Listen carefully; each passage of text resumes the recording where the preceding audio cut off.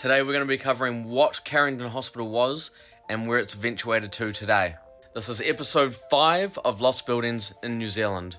So if you like these videos, chuck us a follow, sit down with a cuppa and let's get into it.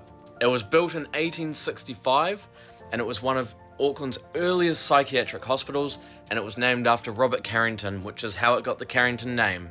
Life wasn't always easy for the patients at Carrington, however, the hospital itself was known as one of the most innovative places at its time, and it actually had its own farm on site where the patients could get outside, get their hands deep and dirty, and explore the garden.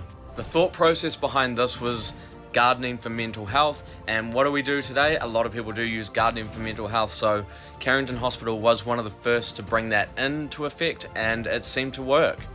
However, gradually over time, like many of these places, it fell into disrepair and in 1995 eventually closed its doors, where all the buildings were left sitting.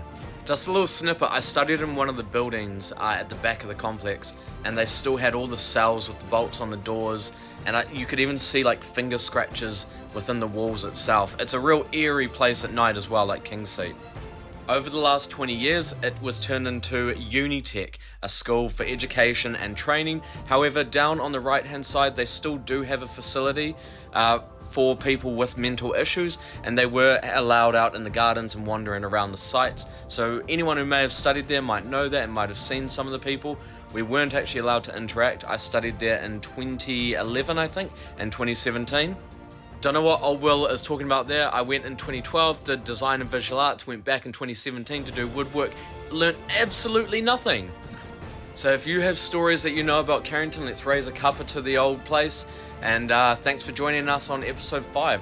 See you around for episode 6. We got a fun one.